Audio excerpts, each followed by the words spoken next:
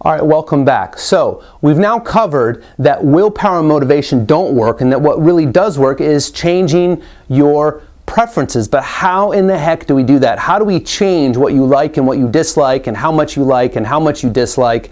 How do we change all that stuff?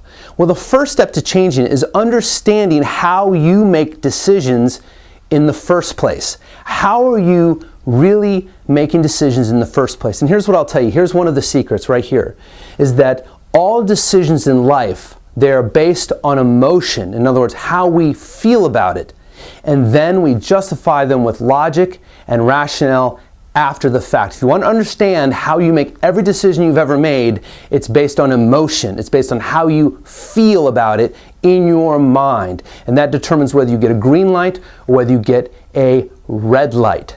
Now, why is that? The reason is that there are three biological drives that we all have within us that are designed to help us as an animal and an organism survive and keep the human race going. They are, number one, the avoidance of pain. This is how we stay alive long enough to reproduce and keep the human gene pool going. Number two, it's the seeking of pleasure. And there are only two things in a natural environment.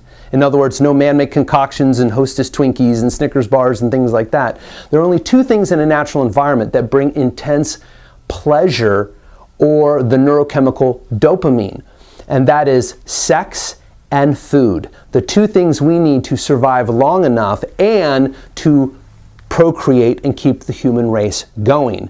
So that is biological drive number two. And the reason we get that dopamine hit, that intense pleasure, is because we need it to be intensely pleasurable enough to risk life and limb. Think back to the Paleolithic era, where you have the caveman and the saber-toothed tiger outside the cave, and the man has to risk his life to get more food, or he has to fight another male to win the mate. We see this happening in a natural environment all the time, where people put themselves at risk to survive and to procreate. And so this is a natural drive within us.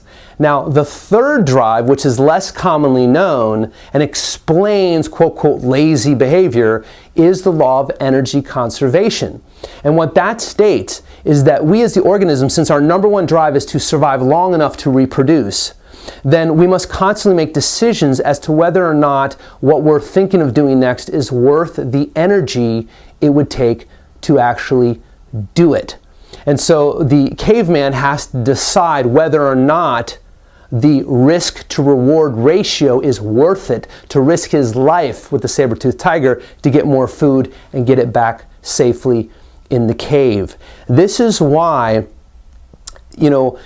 if you have junk food at home, you tend to want to eat that first, not because you're lazy, not because you're weak-willed, but your body biologically looks at that food and knows it's going to get more calories for less effort.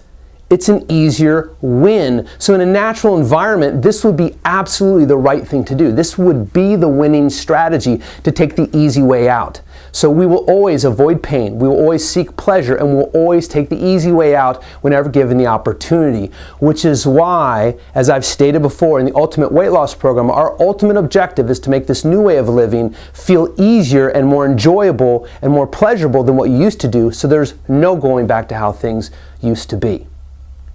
Now, in the next video, I'm going to explain the number one mistake in greater detail that people make when attempting to lose weight and to reach their goal, and how it creates the sabotage that happens in the future. So stay tuned, and we'll see you in the next video.